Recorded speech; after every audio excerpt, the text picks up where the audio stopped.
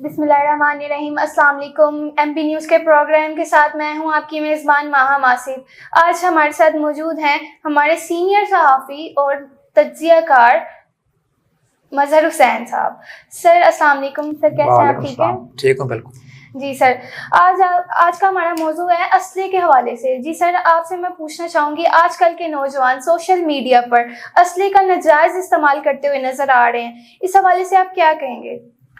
دیکھیں جی، اسلحے کی نمائش جو ہے نا، یہ بہت بڑا جرم ہے، لیکن مسئلہ یہ بنا ہوا ہے کہ ہمارے ملک میں نا جن گھروں میں دولت کی ریل پیل ہے، وہاں پہ بچوں کی پرورش اس طرح کی جاتی ہے کہ جب وہ پیدا ہوتے ہیں تب سے ہی اسلحہ دیکھنا شروع کر دیتے ہیں۔ جی بالکل۔ اور ان کے جو بڑے ہوتے ہیں وہ بھی ان کے سامنے جب بھی وہ دیکھتے ہیں تو اسلحہ ہی ان کو وہ دیکھنے میں آتا ہے۔ تو یہ جو اسلحے کی نمائش ہے یہ بہت بڑا جرم ہے، لیکن ہمارے یہ ہوتا ہے کہ شادی بیاہ میں بھی لوگ سر عام اسلحے کی نمائش کرتے ہیں اور فائرنگ کرتے ہیں، جس سے نقصان یہ ہوتا ہے کہ شادی والا گھر جو کہ بڑا خوشی کا ٹائم ہوتا ہے، وقت ہوتا ہے، تو وہاں پہ اسلحے کی نمائش اور فائرنگ سے کسی نہ کسی کو گولی لگ جاتی ہے، اور گولی لگنے سے وہ جو گھر ہے خوشی والا وہاں پہ سفید ماتم بچ جاتی ہے۔ تو حکومت کو چاہیے کہ اسلحے کی نمائش پہ جو ہے نا اس کو پابندی لگائے، کیونکہ جو بڑے گھروں کے لوگ ہیں نا، بڑے گھروں کے بچے وہ بگڑے ہوتے ہیں، ان کا کام ہی یہی ہے کہ ان کا کھیلنا بھی اسلحے کے ساتھ ہی ہوتا ہے، ٹھیک ہے؟ تو وہ نہ تو قانون کو پاسداری میں لاتے ہیں کیونکہ ملک میں قانون بھی ہے۔ تو آج کل جو یہ سوشل میڈیا کا جو سسٹم چل رہا ہے، اس میں بھی بچے جو اکثر دیکھا گیا ہے کہ وہ اسلحہ دکھاتے ہوتے ہیں، وہ اسلحے فائرنگ کر رہے ہوتے ہیں، اس کی ریکارڈنگ کر رہے ہوتے ہیں تاکہ ان کے فالوور بڑے ڈھیر سارے بنے، اور کئی کو حکومت نے اپنی کارروائی کر کے پولیس نے گرفتار بھی کیا ہے، اور ان کو وہ اپنا ٹی وی چینل پہ بھی لے کے آئے ہیں کہ انہوں نے فائرنگ کی تھی، ہم نے گرفتار کر لیا۔ تو حکومت کو چاہیے کہ ان کے خلاف سخت کارروائی کرے۔ جی سر، اس کے ساتھ آپ کو میں پوچھنا چاہوں گی، پاکستان میں اس جرم کی کیا سزا ہے؟ گھر میں اسلحہ رکھنا غیر قانونی طور پر، آپ کیا سمجھتے ہیں اس چیز کو کیا سزا ہونی چاہیے، اور ویسے ہے اس بارے میں آپ بتائیے گا ذرا۔ دیکھیں جی، غیر قانونی جو اسلحہ ہے نا، یہ بہت سے جرائم کو تقویت دے رہا ہے۔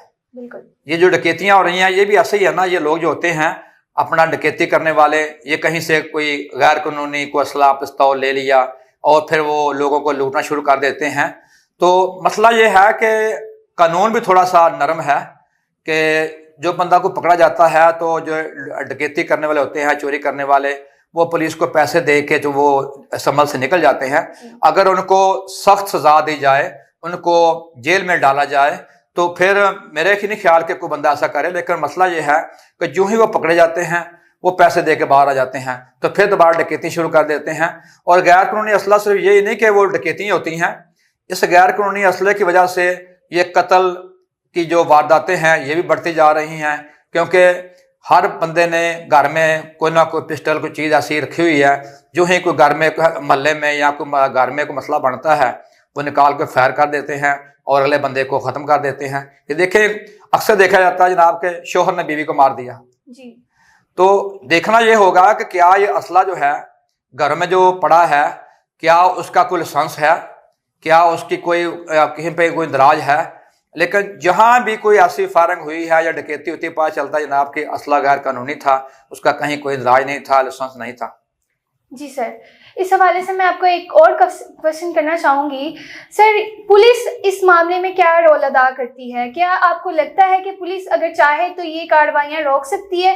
اگر یہ چاہے پولیس تو یہ غیر قانونی اسلحے کی روک تھام کے لیے اقدامات کر سکتی ہے؟ دیکھیں جی، غیر قانونی اسلحہ کہاں سے آتا ہے؟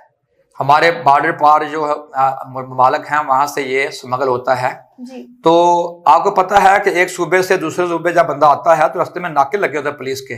بالکل۔ لیکن مسئلہ یہ ہے کہ وہ جو لوگ وہاں پہ ناکے لگا کے بیٹھے ہوتے ہیں، وہ ان لوگوں سے بھاری رشوت وصول کر کے یہ بڑی بڑی اسلحے کی کھیپ جو ہے اس کو وہ ایک صوبے سے دوسرے صوبے جانے دیتے ہیں۔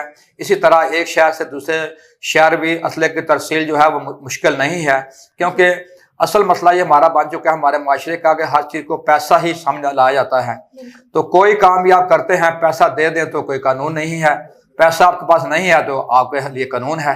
جی سر، ایک ایڈوائس جو آپ لاسٹ پہ اپنے آڈینس کو کرنا چاہیں۔